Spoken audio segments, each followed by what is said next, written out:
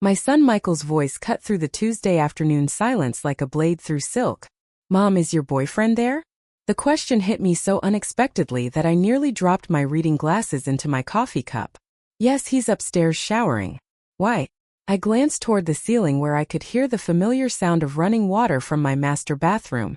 David had been up there for 20 minutes, which seemed excessive even for a man who took grooming seriously. That's impossible, Mom.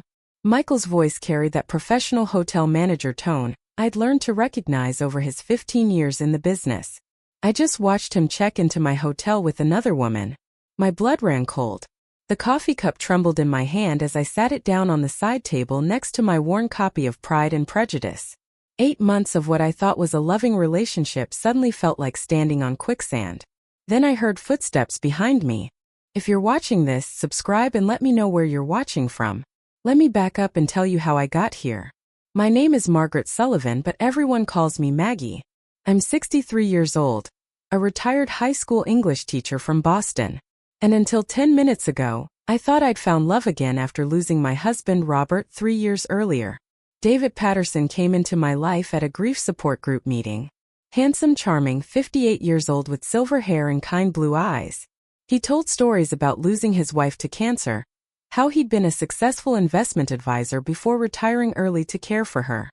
He said all the right things, asked about my late husband with genuine interest, and never pushed for more than I was ready to give. We'd been dating for 8 months. He stayed over twice a week, always perfectly respectful, always bringing flowers or wine. He'd even met Michael briefly when my son visited for Easter dinner. Everything seemed natural, comfortable, real. But those footsteps behind me weren't David's. David wore size 11 dress shoes that made distinctive sounds on my hardwood floors. These footsteps were lighter, softer, more careful. Michael, I whispered into the phone. I need to call you back.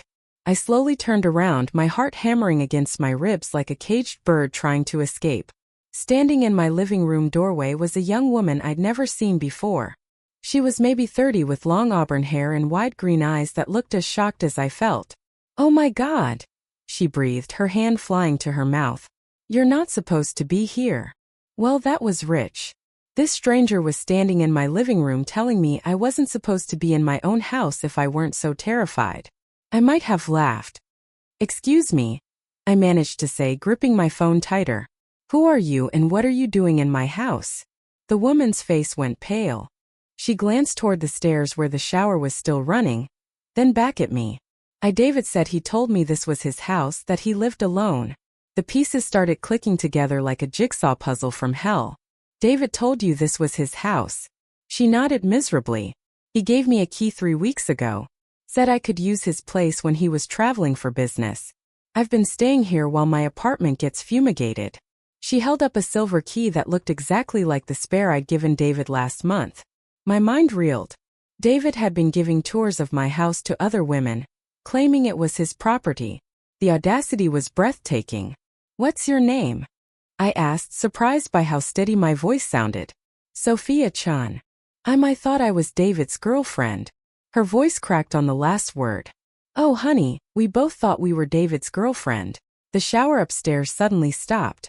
Both Sophia and I froze, staring at each other like 2 deer caught in headlights. Heavy footsteps moved across the upstairs hallway, heading toward the stairs. He doesn't know you know about me, does he? Sophia whispered urgently. I shook my head. And he doesn't know I know about you. What do we do? For the first time in 8 months, I smiled with genuine feeling. Poor David was about to get the surprise of his life. Ladies, what a pleasant surprise.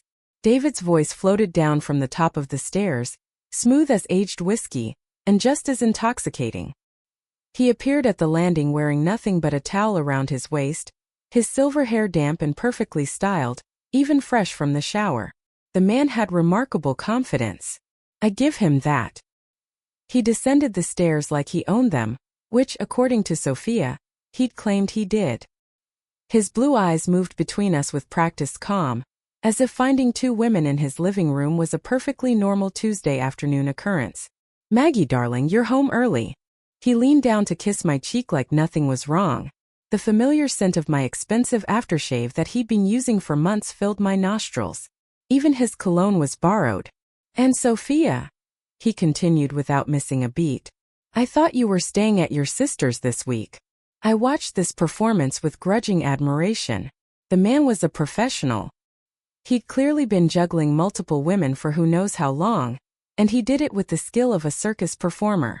Actually, David, I said, setting my coffee cup down with deliberate precision, Sophia and I have been having the most interesting conversation. His smile flickered for just a moment. Oh yes, Sophia chimed in, finding her voice. About how you told me this was your house, and how you gave her a key to my front door. I added helpfully. David's towel chose that moment to slip slightly, and he grabbed it with both hands. For the first time since I'd known him, he looked genuinely rattled. There's obviously been some confusion, he said, his voice losing some of its smoothness.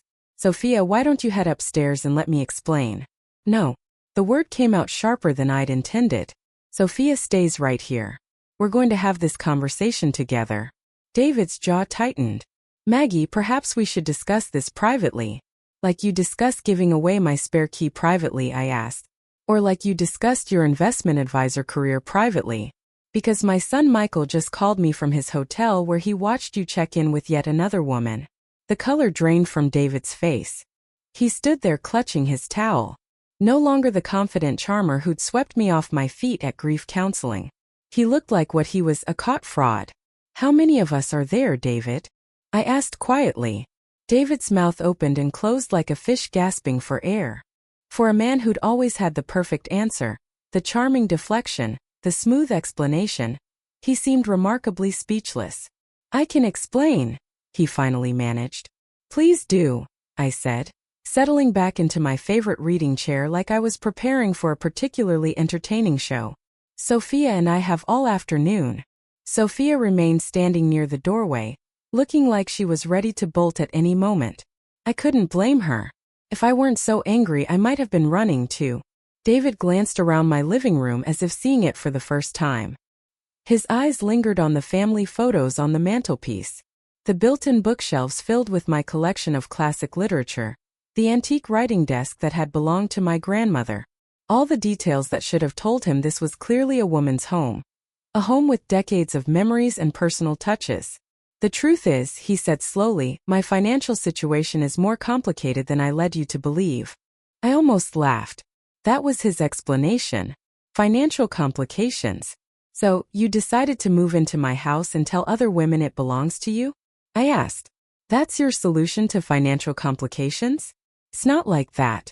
He took a step closer, then seemed to think better of it when he saw my expression. Maggie, what we have is real. These other women, they're just what? Sophia interrupted, her voice sharp with hurt. Just stupid enough to believe your lies. David's carefully constructed persona was crumbling like a house of cards in a windstorm. The silver-haired gentleman who'd held my hand through grief counseling, who'd listened to my stories about Robert with such apparent compassion, was revealing himself to be nothing more than a skilled manipulator. How long have you been doing this? I asked. The grief support groups, the widowed women, the borrowed homes and fake identities. His silence was answer enough. I reached for my phone. I think it's time to call the police. Wait. David's voice cracked with desperation. Please just give me a chance to explain. There are things you don't understand about my situation. Then start explaining, I said, my finger hovering over the emergency number. And David, this better be good. David sank onto my grandmother's antique settee like a man who'd been carrying a tremendous weight for far too long. The towel slipped again, and this time he didn't bother to adjust it properly. All his smooth confidence had evaporated, leaving behind someone who looked older, more tired, and infinitely more human. My name isn't David Patterson, he began, his voice barely above a whisper. Sophia made a small sound of disbelief. I just nodded because somehow I'd already suspected as much. It's Daniel Morrison, and I'm not a retired investment advisor. He ran his hands through his damp hair. I'm a caregiver, or was until 6 months ago. A caregiver? I asked. My mother had Alzheimer's. Severe late stage. I'd been taking care of her for 12 years, ever since my father died. I used up all my savings, sold my house, cashed in my retirement accounts. Everything went to her medical care. Despite my anger, I felt a flicker of sympathy. I'd watched friends go through similar situations with aging parents, It could destroy families financially and emotionally. When she died last year, Daniel continued, I had nothing left. No home, no savings, no job prospects at 58. The grief support groups weren't just for meeting women. I really was grieving, but I was also homeless. So, you decided to start conning widows. Sophia's voice was ice cold. It wasn't supposed to be like that. He looked at both of us with genuine pain in his eyes. It started small. I met a woman named Ella Laner at a support group in Cambridge. She had this big empty house, kept saying how lonely she was. When she invited me to stay for a few days, it felt like mutual benefit, companionship for her, a roof over my head for me. But it escalated, I said, beginning to see the pattern.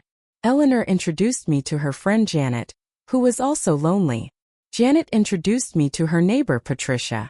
Each one had needs I could meet, and each one had resources I desperately needed. I never meant for it to become what it became. I studied his face, looking for signs of deception. But for the first time since I'd known him, David Daniel seemed to be telling the truth. How many women? I asked quietly. He closed his eyes. Currently 7. 7 lonely widows who thought they'd found love again. Who'd opened their homes and hearts to this man. 7 women like me getting ready for what they hoped was their second chance at happiness. What about the hotel? Sophia asked. Who were you with there? Rebecca Martinez. She lives in Newton.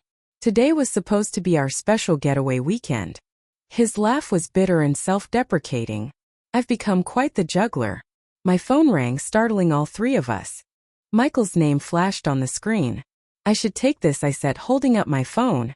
Michael had a right to know what was happening, especially since his call had started this whole revelation. Mom. Michael's voice was tight with concern. Are you okay? You hung up so quickly. I'm fine, sweetheart. Better than fine, actually. Your call may have saved me from making a terrible mistake. I glanced at Daniel, who was listening to every word. The man I've been dating isn't who he claimed to be. Is he still there? Do you need me to come over? He's here along with another woman he's been deceiving. We're having what you might call a group therapy session. Michael's protective instincts kicked in immediately. Mom, get out of there. Out. Come to the hotel right now. Actually, I think I'm safer with witnesses present. I looked at Sophia, who nodded grimly. Besides, I want to hear the rest of his story. There's more. Oh honey, there's so much more. I put the call on speaker. Michael, meet Daniel Morrison, also known as David Patterson. Daniel, this is my son Michael, who manages the Marriott downtown. Daniel raised his hand in a weak wave, apparently finding nothing absurd about introducing himself to my son while wearing only a towel in my living room. Sir, Michael's voice came through the speaker with professional authority. I'm going to need you to leave my mother's property immediately. Actually, I interrupted. I think Daniel should stay and finish explaining exactly how this operation of his works, because I have a feeling there's more to this story than grief and homelessness. Daniel's face went pale again. Maggie, I've told you everything. Have you? I stood up and walked to my writing desk, pulling out a manila folder I'd been keeping there for weeks. Because I've been doing a little research of my own. I'd started investigating after finding some inconsistencies in his stories about his supposed investment background. A retired English teacher has excellent research skills, and something about David's tales had never quite added up. 3 weeks ago, I hired a private investigator, I announced, enjoying the shocked expressions on both their faces.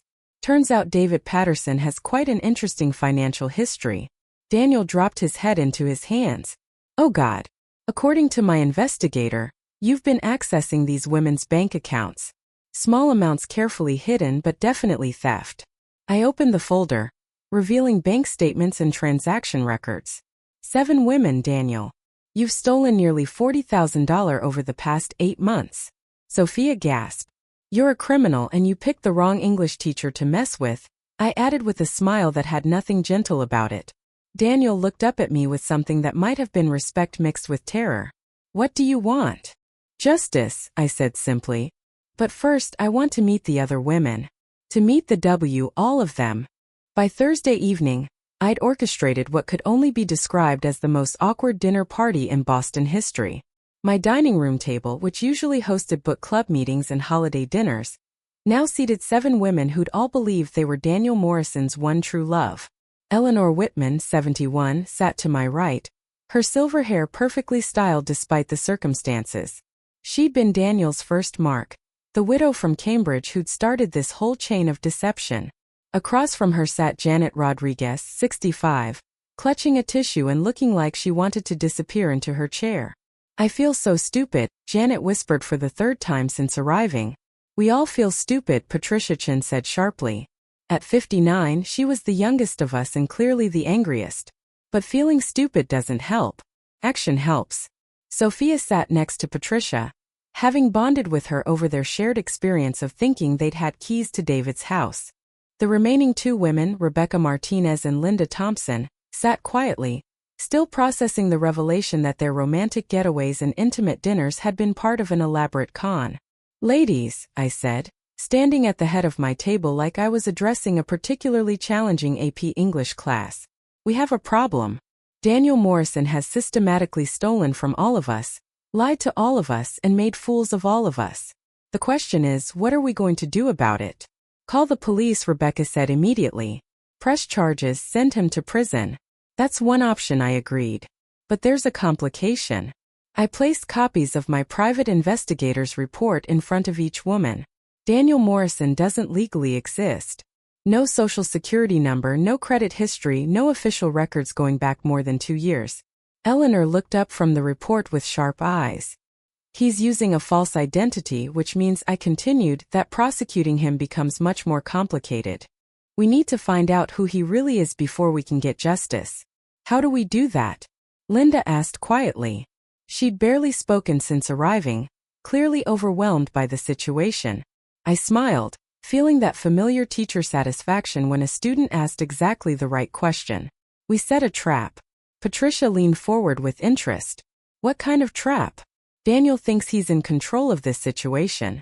He believes we're just emotional women who will eventually forgive him or slink away in embarrassment. He doesn't know about my investigation, and he certainly doesn't know we've all compared notes. So we use his arrogance against him," Sophia said, beginning to understand exactly. I pulled out my phone and showed them a text message I'd received that morning. "He's been sending each of us the same basic message, asking for private meetings to explain everything and make things right. He's planning to manipulate us one by one, probably to keep us quiet." "The bastard," Ella Lehner muttered, surprising everyone with her language. "I suggest we give him what he wants," I continued. "But instead of 7 separate meetings, he gets one big family reunion." Friday night at 8 p.m., Daniel Morrison walked into my living room expecting to find a heartbroken woman ready to listen to his explanations. Instead, he found 7 women arranged like a tribunal, each armed with printouts of bank statements, transaction records, and copies of his identical love letters. His face went through several interesting color changes as he took in the scene, from confident smile to confusion to dawning horror in about 3 seconds. "Surprise, darling," I said sweetly from my reading chair. "We thought we'd save you the trouble of multiple apologies."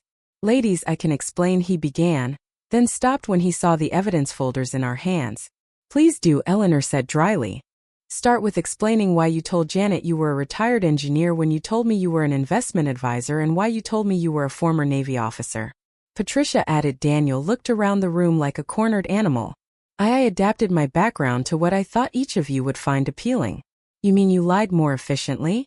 Rebecca corrected. "The lies are just the beginning," I said, opening my folder. "Sophia, would you like to read the bank statement showing the $800 Daniel withdrew from your account last month?" Sophia's voice was steady as she read the transaction details. "ATM withdrawal October 15, 11:47 p.m., while I was asleep next to you, believing we were building a relationship." Daniel's shoulders sagged. I was desperate. I needed money for what? Linda interrupted, speaking for the first time all evening. "For the $1,200 you stole from my checking account.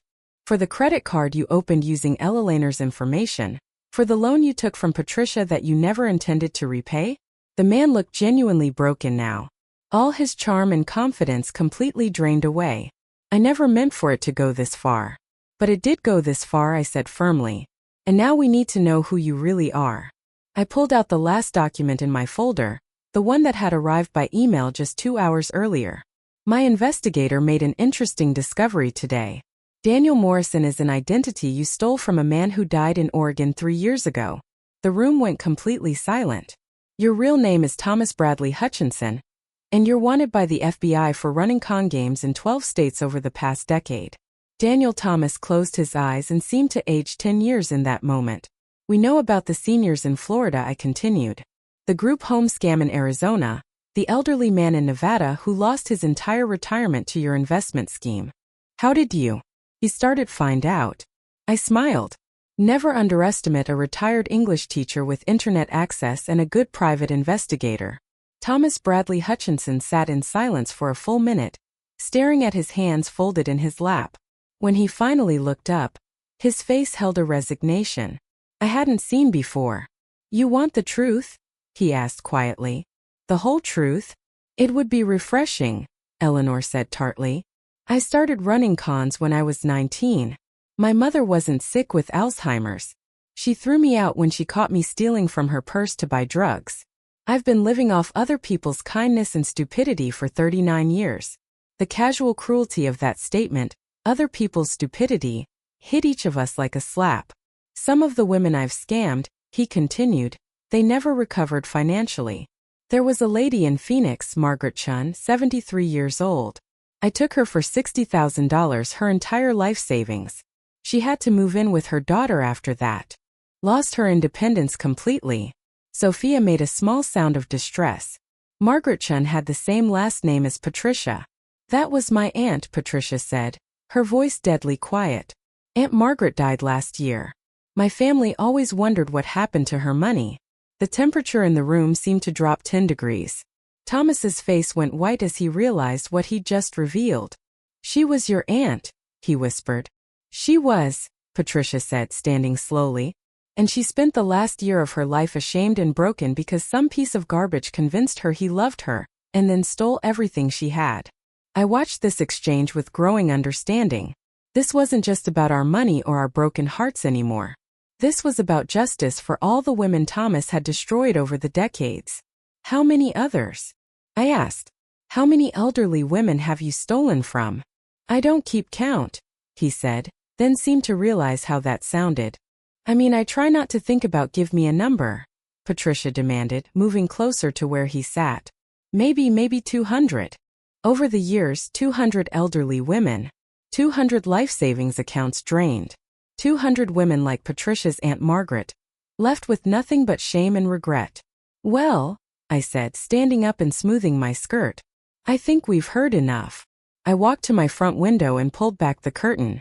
Thomas, I'd like you to meet Special Agent Jennifer Walsh from the FBI's Financial Crimes Unit. She's been listening to our conversation from the van parked across the street.